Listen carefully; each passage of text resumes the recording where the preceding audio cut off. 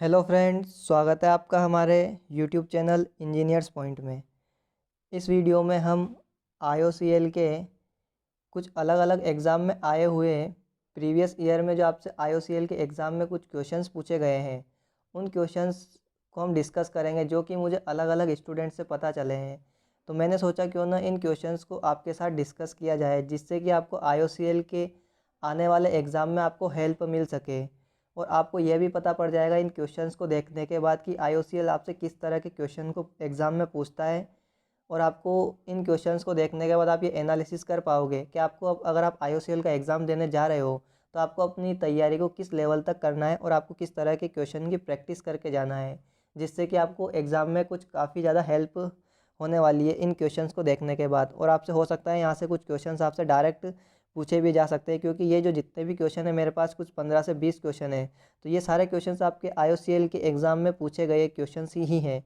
और ये क्वेश्चंस जो है आपके इलेक्ट्रिकल ब्रांच से रिलेटेड, यानी कि आपके इलेक्ट्रिकल ब्रांच के क्वेश्चन है। अगर आप ITI या फिर डिप्लोमा के स्टूडेंट हो तो आप दोनों के लिए ये क्वेश्चंस बेनिफिशियल होने वाले हैं, क्योंकि ये जो क्वेश्चंस है आपके सारे बेसिक क्वेश्चंस है जो आपसे किसी भी एग्ज़ाम में पूछे जा सकते हैं। यानी कि अगर आप ITI वाले स्टूडेंट हो तो भी आपको एग्ज़ाम में पूछे जा सकते हैं, या फिर अगर आप डिप्लोमा वाले स्टूडेंट हो तो भी आपसे ये क्वेश्चंस एग्ज़ाम में पूछे जा सकते हैं, क्योंकि ये सारे आपके प्रीवियस एग्ज़ाम में पूछे गए क्वेश्चन है जो कि मेरे को अलग अलग स्टूडेंट से पता पड़े हैं। तो चलिए दोस्तों, अब हम इस वीडियो को स्टार्ट कर लेते हैं, जिसमें कि मैं आपसे जो भी मेरे पास है कुछ क्वेश्चन है इसको मैं आपको डिस्कस करूंगा। तो ये जो क्वेश्चंस आपके पूरे इंग्लिश में मैंने लिखे हुए हैं, तो इन क्वेश्चंस को मैं यहाँ पे आपको हिंदी में समझाने वाला हूँ। तो अगर आपको इंग्लिश में कोई प्रॉब्लम होती है तो आप क्वेश्चंस को हिंदी में समझ सकते हो, जिससे कि आपको आसानी रहेगी। और मैं आपको हर क्वेश्चन को हिंदी में एक्सप्लेन करूँगा अच्छे से। तो यहाँ पर आपका पहला क्वेश्चन है, तो हमारा पहला क्वेश्चन है, what happens when in alternator is said to be an over excited. तो यानी कि हमारा जब हम अल्टरनेटर में को ये कहते हैं कि ओवर एक्साइटेड मोड में है, तो उस टाइम पे हमारा पावर फैक्टर क्या होता है। तो पावर फैक्टर हमारा लीडिंग होता है, यूनिटी पावर फैक्टर होता है, नेगेटिव पावर फैक्टर होता है, लेगिंग पावर फैक्टर होता है। तो जब भी हमारा अल्टरनेटर ओवर एक्साइटेड मोड में चलेगा तो हमारा पावर फैक्टर क्या होगा, लेगिंग पावर फैक्टर हमारा होता है। ये आपको अल्टरनेटर के वी कर्व और इन्वर्टेड वी कर्व से हम यहाँ से इसको फाइंड आउट भी करते हैं। और अगर बात करते हैं हम ये अंडर एक्साइटेड मोड में चलता तो हमारा पावर फैक्टर क्या होता है, लीडिंग पावर फैक्टर होता है। ये आपको यहाँ से याद रखना है। नेक्स्ट क्वेश्चन है हमारा क्वेश्चन नंबर सेकेंड है हमारा, a series capacitance volt meter can measure. जो आपका सीरीज कैपेसिटेंस वोल्ट मीटर होता है वो किसको मेज़र करता है। तो ऑप्शन है AC current, option B DC current, option C DC voltage और ऑप्शन डी AC वोल्टेज। तो आपका सीरीज कैपेसिटेंस वोल्ट मीटर है, ये आपका RMS वैल्यू ऑफ वोल्टेज को मेज़र करता है। यानी कि हम इसमें कह सकते हैं ऑप्शन नंबर डी, यानी कि AC वोल्टेज को मेज़र करने के लिए सीरीज कैपेसिटेंस वोल्ट मीटर का यूज़ किया जाता है। अगला क्वेश्चन है क्वेश्चन नंबर थर्ड है आपका, a coil is connected across 100 volt 150 hertz supply. If the impedance of the circuit is 10 ohm, the current flowing through the circuit.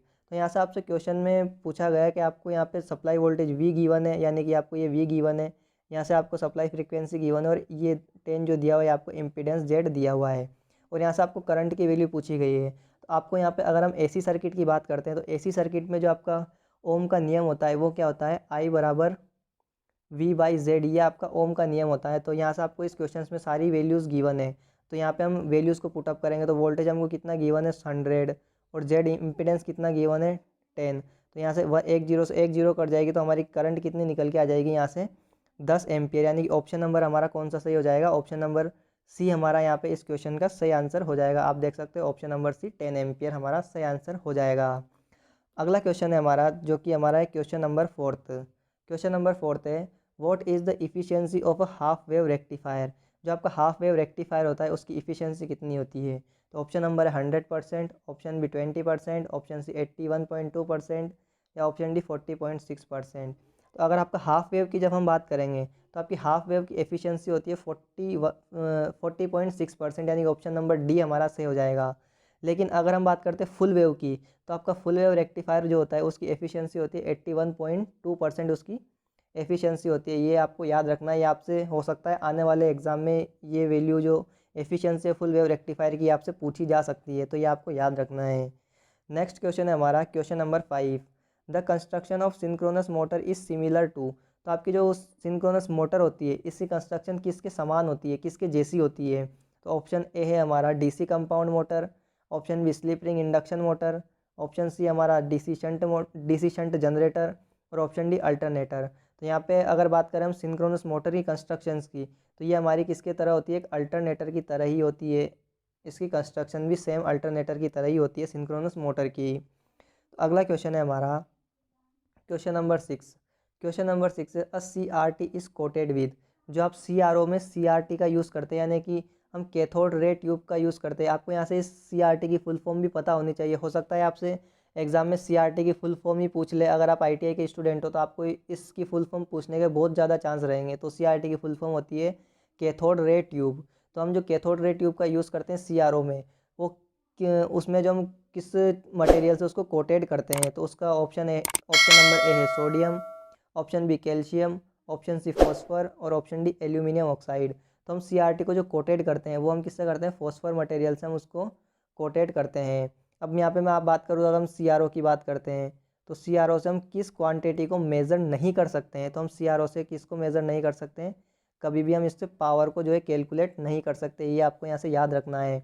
और हम CRO में आपको पता है, अगर आपने डिप्लोमा किया होगा, अगर आप डिप्लोमा के स्टूडेंट हो तो यहाँ से आपको पता है कि CRO के द्वारा एक लिजाजोस पैटर्न बनता है।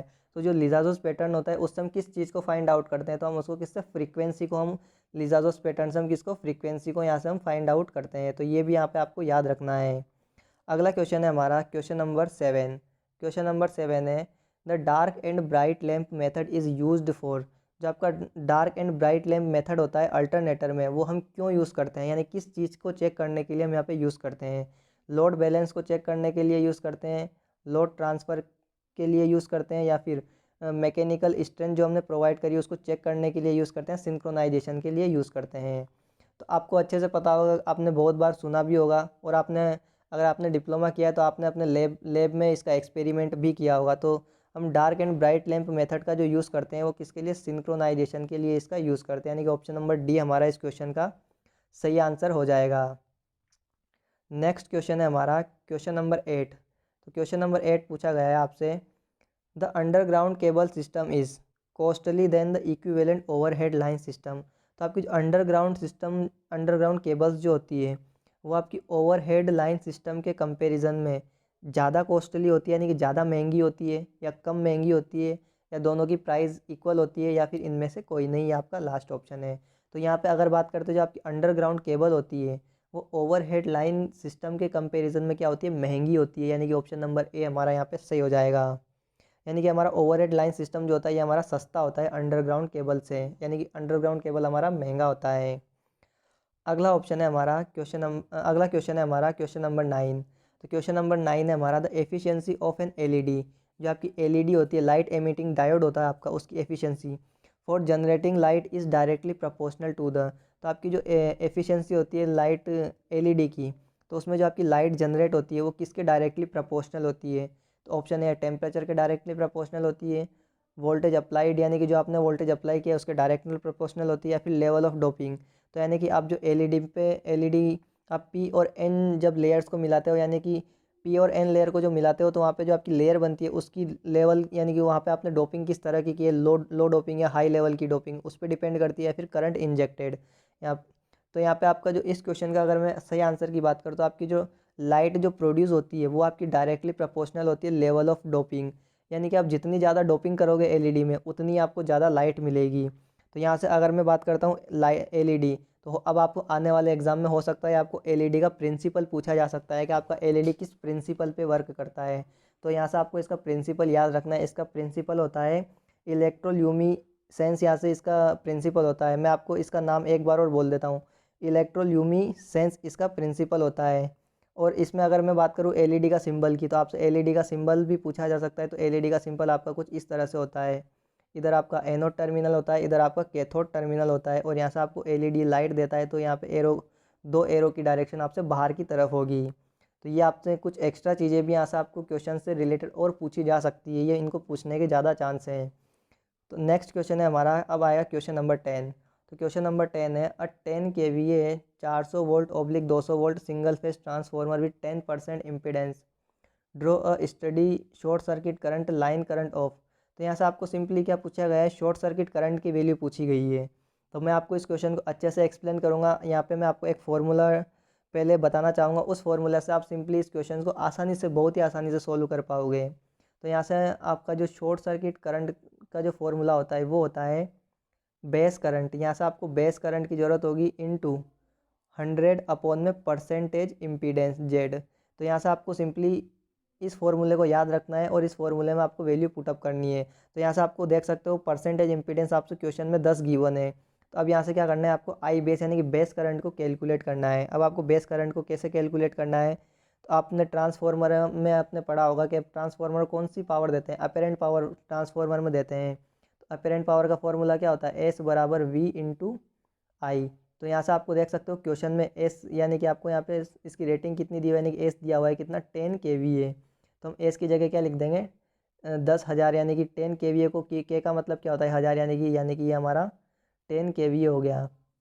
अपॉन यहाँ से हम इसको इधर ले जाएंगे तो वोल्टेज हमारा नीचे आ जाएगा। तो अब यहाँ से आई इज इक्वल टू हमारा यहाँ से कैलकुलेट हो जाएगा। और यहाँ से ये जो आई जो आएगा ये आपका कौन सा बेस करंट ही यहाँ पे हम कैलकुलेट कर रहे हैं। तो जब हम प्राइमरी साइड में पावर देते हैं तो हमको वोल्टेज भी किस साइड का लेना है, प्राइमरी साइड का। हम यहाँ पे आपको वोल्टेज को कंसिडर करना है। तो प्राइमरी का वोल्टेज कितना है हमारा 400। तो हम 2 जीरो से 2 जीरो काटेंगे और 4 को 100 को हमने 4 से काटा तो कितना आएगा 25, यानी कि हमारी बेस करंट कितनी आ चुकी है 25 एम्पियर हमारी यहाँ पे बेस करंट आ चुकी है। अब आपको सिंपली इस फॉर्मूले में वैल्यू को पुटअप करना है। तो अब आपको इस फॉर्मूले में वैल्यू कैसे पुटअप करना है कि यहाँ से आपको आई बेस की वैल्यू कितनी मिल चुकी है 25 इंटू 100 और परसेंटेज इंपीडेंस कितना गिवन है यहाँ पे आप देख सकते हो 10। यहाँ से आपको क्वेश्चन में गिवन है तो यहाँ पे आपको 10 पुट करना है। तो 1 जीरो से 1 जीरो यहाँ कट जाएगी तो 25 इंटू 10 यानी कि यहाँ पे आपको मल्टीप्लाई करना है। तो कितना मिल जाएगा, सिंपली 250 एम्पियर इस क्वेश्चन का आपका सही आंसर हो जाएगा। यानी कि ऑप्शन नंबर सी यहाँ पे हमारा सही आंसर हो जाएगा क्वेश्चन नंबर 10 का। नेक्स्ट क्वेश्चन है हमारा क्वेश्चन नंबर 11। क्वेश्चन नंबर 11 है हमारा, what device is similar to an RTD but has negative temperature coefficient. तो यानी कि यहाँ पे आपको जो कुछ डिवाइसेस दी हुई है इनमें से आपकी कौन सी डिवाइस है जो आपकी आरटीडी के समान होती है। तो आरटीडी की बात करें तो आपका आरटीडी क्या होता है, रेसिस्टेंस टेम्परेचर डिटेक्टर। यानी कि रेसिस्टेंस टेम्परेचर डिटेक्टर के समान होती है लेकिन उसका टेम्परेचर कोफिशिएंट नेगेटिव होता है। तो आपका ऑप्शन नंबर ए है स्ट्रेन गेज, ऑप्शन बी है thermistor, option C negative type RTD और ऑप्शन डी है थर्मोकपल। तो आपका जो आरटीडी के सेम के जैसी सेम जो कंस्ट्रक्शन या वर्किंग की बात करें ये होती है हमारी किसकी, थर्मिस्टर की। लेकिन इसका टेम्परेचर कोफिशिएंट क्या होता है, नेगेटिव होता है। और अगर हम आरटीडी के टेम्परेचर कोफिशिएंट की बात करें तो इसका टेम्परेचर कोफिशिएंट होता है पॉजिटिव आरटीडी का। नेक्स्ट क्वेश्चन की बात करें तो नेक्स्ट क्वेश्चन है हमारा question number 12, an isolation transformer has primary to secondary turn ratio of. तो आपका आइसोलेशन ट्रांसफॉर्मर होता है उसका primary to secondary turn ratio क्या होता है। तो वो ऑप्शन नंबर है कैन बी एनी रेशियो, यानी कुछ भी रेशियो हो सकता है। ऑप्शन बी 1:1 होता है, ऑप्शन सी 1:2 होता है या फिर ऑप्शन डी 2:1 होता है। तो इसका सही आंसर हो जाएगा 1:1 हमारा यहाँ पे इसका आइसोलेशन ट्रांसफॉर्मर का प्राइमरी टू सेकेंडरी का रेशियो होता है। नेक्स्ट क्वेश्चन है हमारा क्वेश्चन नंबर 13। तो क्वेश्चन नंबर 13 है आपका, the voltage appearing across the contacts after opening the circuit breaker is called. तो यानी कि आपका जो सर्किट ब्रेकर होते हैं उसके कॉन्टैक्ट ओपन होने के बाद जो आपका उसके कॉन्टैक्ट के अक्रॉस वोल्टेज होता है उस वोल्टेज को हम किस नाम से जानते हैं, यानी कि उसको हम क्या कहते हैं। तो ऑप्शन है रिकवरी वोल्टेज कहते हैं, ऑप्शन सी हमारा ऑपरेटिंग वोल्टेज कहते हैं, या फिर ऑप्शन बी सर्ज वोल्टेज कहते हैं, और ऑप्शन डी हमारा आर्क वोल्टेज कहते हैं। तो जब हमारे सर्किट ब्रेकर के कॉन्टैक्ट ओपन हो जाते हैं उस टाइम पे उनके अक्रॉस जो वोल्टेज होता है उनको उस वोल्टेज को हम क्या कहते हैं, रिकवरी वोल्टेज हम उस टाइम कहते हैं। और आपके जो सर्किट ब्रेकर है उसका कॉन्टैक्ट का रेसिस्टेंस की बात करें तो वो क्या होना चाहिए, मिनिमम होना चाहिए नॉर्मल कंडीशन में, जिससे कि मैक्सिमम जो आपकी सर्किट की करंट है वो उस सर्किट में से फ्लो कर सके। तो इस क्वेश्चन का हमारा सही आंसर क्या हो जाएगा, option number A recovery voltage. अगला है हमारा क्वेश्चन नंबर 14, 10 जूल पर कूलाम इज़ इक्वल टू। तो यहाँ से आपको ये सेकेंडरी नहीं है, यहाँ पे आपको इसके गलत है। तो यहाँ पे आपको क्वेश्चन है 10 जूल पर coulomb is equal two volt. तो यहाँ से आपको सिंपली 10 जूल पर कूलाम ये कितने वोल्ट के बराबर होगा। तो मैं यहाँ पे आपको सिंपली एक फॉर्मूला बताना चाहूँगा कि आपने पढ़ा होगा पोटेंशियल पढ़ा होगा। यानी कि पोटेंशियल क्या होता है हमारा, ये होता है हमारा W/Q। W क्या होता है हमारा वर्क और Q क्या होता है चार्ज। तो यानी कि आपने पढ़ा होगा किसी यूनिट पॉजिटिव चार्ज को इन्फिनिटी से किसी पॉइंट तक लाने में जो हमारा कार्य किया जाता है अगेंस्ट इलेक्ट्रिक फील्ड, वही हमारा क्या होता है पोटेंशियल कहलाता है। तो यहाँ पे अगर बात करूँ मैं डब्ल्यू की यूनिट क्या होती है, यानी कि वर्क को हम किस में, जूल में लिखते हैं, जो इसकी यूनिट जूल होती है। और अगर बात करूँ मैं चार्ज की, तो चार्ज की यूनिट क्या होती है, कूलाम। और आपने बहुत बार पढ़ा होगा जो पोटेंशियल होता है इसकी यूनिट क्या होती है, इसको एक तरह से और लिख सकते हैं, और करके इसको हम वोल्ट भी लिख सकते हैं। तो आप यहाँ से देख सकते हो जूल पर कूलाम और वोल्ट दोनों एक ही है आपके। तो आप देख सकते हो क्वेश्चन में आपको जूल पर कूलाम और वोल्ट, तो यानी कि आपको दोनों सेम ही क्वांटिटीज़ गिवन है। तो यानी कि 10 जूल पर कूलाम का मतलब भी क्या हो जाएगा आपका, 10 वोल्ट हो जाएगा। तो इस क्वेश्चन का हमारा सही आंसर क्या हो जाएगा, ऑप्शन नंबर ए इस क्वेश्चन का हमारा सही आंसर हो जाएगा। अगला क्वेश्चन है हमारा question number 15। For magnetically coupled circuits mutual inductance is always. जो आपके मैग्नेटिकली सर्किट कपल्ड होते हैं उनका म्यूचुअल इंडक्टेंस हमेशा किस तरह का होता है, जीरो होता है, पॉजिटिव होता है, इनफाइनाइट होता है, या नेगेटिव होता है। तो आपको इसको याद रखना है कि जो हमारे जो भी मैग्नेटिक कपल्ड सर्किट होंगे उनका म्यूचुअल इंडक्टेंस जो होता है हमेशा क्या होता है, पॉजिटिव होता है। यानी कि ऑप्शन नंबर बी इस क्वेश्चन का हमारा सही आंसर हो जाएगा। दोस्तों अगर आपको ये वीडियो अच्छा लग रहा है तो आप इस वीडियो को लाइक भी कर सकते हो और इस वीडियो को आप शेयर भी कर सकते हो, जिससे कि आपके जो भी फ्रेंड्स हैं जिनका भी IOCL का एग्ज़ाम है तो वो भी इस वीडियो को देख करके वो भी एक अच्छी प्रिपरेशन कर सके और वो भी एग्ज़ाम में अच्छा परफॉर्म कर सके। तो आप उनको वीडियो ज़रूर शेयर कर दीजिए। तो अगला क्वेश्चन है हमारा क्वेश्चन नंबर 16। क्वेश्चन नंबर 16 है हमारा, in an induction motor what will be the value of slip to get maximum torque under running condition. तो यहाँ से आपसे क्वेश्चन पूछा जा रहा है कि जो आपकी इंडक्शन मोटर होती है, इंडक्शन मोटर में आपकी जो रनिंग कंडीशन के अंदर मैक्सिमम टॉर्क जब हम प्राप्त करेंगे उस टाइम पे हमको मैक्सिमम टॉर्क प्राप्त करने के लिए स्लिप की वैल्यू क्या होनी चाहिए। तो जो हमारी स्लिप की वैल्यू होनी चाहिए वो होनी चाहिए हमारी R2/, यानी कि स्लिप की वैल्यू क्या होनी चाहिए, R2/x2। तो यानी कि इस क्वेश्चन का हमारा सही आंसर क्या हो जाएगा, ऑप्शन नंबर डी हमारा इसका सही आंसर हो जाएगा। जब हमारी स्लिप क्या होगी, S बराबर R2/x2 होगी, उस टाइम पे हम इंडक्शन मोटर में मैक्सिमम टॉर्क हमारा डेवलप होगा रनिंग कंडीशन के अंदर। तो अगला क्वेश्चन है हमारा question number 17। The working principle of Pirani gauge.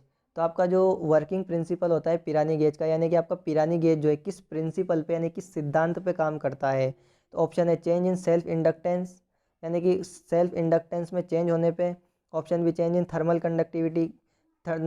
Conductivity के चेंज होने पे। Option D deformation of elastic body, जो आपकी इलास्टिक बॉडी होती है उसमें डिफॉर्मेशन के प्रिंसिपल पे। या फिर ऑप्शन डी है change in ionization potential change होने के प्रिंसिपल पे। तो आपका जो पिरानी गेज जो वर्क करता है ये आपका वर्क करता है चेंज इन थर्मल कंडक्टिविटी, यानी कि ऑप्शन नंबर बी हमारा इस क्वेश्चन का सही आंसर हो जाएगा क्वेश्चन नंबर 17 का। अगला क्वेश्चन है हमारा क्वेश्चन नंबर 18। इन ट्रांसमिशन लाइन, जो हमारी ट्रांसमिशन लाइन होती है, loss is mainly depend on the supply frequency. तो आपकी जो ट्रांसमिशन लाइन में जो हमारा लॉसेस होते हैं वो सप्लाई फ्रीक्वेंसी से किस तरह से रिलेट करते हैं, यानी कोर में कोरोना से या फिर रेसिस्टिव या कॉपर। तो आपको मैं यहाँ से इस क्वेश्चन का आंसर बताने से पहले आपने जब भी ट्रांसमिशन लाइंस पढ़ी होगी तो आपने वहाँ पे कोरोना पावर लॉस सुना होगा, कोरोना सुना होगा। तो यहाँ पे अगर बात करते हैं कोरोना पावर लॉस का, मैं आपको फॉर्मूला बताना चाहता हूँ। तो कोरोना पावर लॉस का जो फॉर्मूला होगा वो आपको काफ़ी सारे स्टूडेंट्स को पता भी होगा, लेकिन अगर जिसको नहीं पता है वो यहाँ पे एक बार इस फॉर्मूले को देख लेंगे तो आप इस क्वेश्चन का ईजिली आंसर कर पाओगे। तो यहाँ पे वो होता है हमारा 242.2 F प्लस 25 अंडर रूट में R/D। यहाँ पे आपका ये R है, R/D कोष्टक V-VC का स्क्वायर इंटू 10⁻⁵ ये आपका फॉर्मूला होता है। और अगर हम इसकी यूनिट की बात करें तो यूनिट होती है इसकी किलोवाट पर किलोमीटर पर फेज़। ये आपकी कोरोना पावर लॉस की यूनिट होती है। तो अब आप यहाँ से एक चीज़ को देख पा रहे होंगे इस क्वेश्चन के अंदर, यहाँ से आप F+25 को देख पा रहे होंगे। तो यानी कि इस फॉर्मूले में आपका जो कोरोना पावर लॉस है वो डायरेक्टली प्रोपोर्शनल है किसके, फ्रीक्वेंसी के। तो अब आप इस क्वेश्चन का आंसर समझ गए होंगे। यहाँ से आपसे क्या पूछा है, सप्लाई फ्रीक्वेंसी, ये देख सकते हो सप्लाई फ्रीक्वेंसी इस मेनली डिपेंड। तो यहाँ किस पे डिपेंड करती है, हमारी कोरोना, यानी कि हमने कोरोना पावर लॉस का फॉर्मूला लिखा है। तो इस क्वेश्चन का हमारा सही आंसर क्या हो जाएगा, ऑप्शन नंबर बी कोरोना हमारा सही आंसर हो जाएगा। अगला क्वेश्चन है हमारा क्वेश्चन नंबर 19। तो क्वेश्चन नंबर 19 है, which of the following is an effect of non uniform current distribution in a conductor. तो यहाँ से आपका जो नॉन यूनिफॉर्म करंट फ्लो करती है कंडक्टर, नॉन यूनिफॉर्म करंट का जो डिस्ट्रीब्यूशन होता है कंडक्टर में वो किसके कारण होता है? तो ऑप्शन ए हमारा Ferranti effect, option B skin effect, option C proximity effect या ऑप्शन डी स्किन इफेक्ट और प्रॉक्सिमिटी इफेक्ट। यहाँ पे आपका एंड नहीं है, यहाँ पे आपका है और, यानी कि दोनों में से कुछ भी हो सकता है, स्किन इफेक्ट या प्रॉक्सिमिटी इफेक्ट। तो अगर हम बात करें, मैं आपको इस क्वेश्चन का आंसर बताने से पहले मैं यहाँ पे आपको कुछ फॉर्मूला डिफाइन करना चाहता हूँ। तो आपका जो, अगर मैं बात करता हूँ यहाँ पे फॉर्मूलाज की, तो सबसे पहले यहाँ पे आपको स्किन इफेक्ट का फॉर्मूला पता होना चाहिए। तो आपको यहाँ से स्किन इफेक्ट के अगर मैं बात करूँ, स्किन इफेक्ट, तो स्किन इफेक्ट का आपका आप जो होता है ये डायरेक्टली प्रोपोर्शनल होता है, क्या होता है हमारा, पाई एफ म्यू और कंडक्टिविटी, ये आपका स्किन इफेक्ट का फॉर्मूला होता है। तो यहाँ से आप देख पा रहे होंगे, आपको यहाँ पे जो रो होता है ये आपका नीटा जो होता है ये इन्वर्सली प्रोपोर्शनल होता है किसके, रो यानी कि रसिस्टिविटी के। तो आपकी कंडक्टिविटी इन्वर्सली प्रोपोर्शनल रसिस्टिविटी होती है। तो यहाँ से अब आपको क्या क्या क्वेश्चन पूछे जा सकते हैं इस फॉर्मूले से रिलेटेड, तो मैं आपको सारे क्वेश्चन इसमें डिस्कस कर लेता हूँ।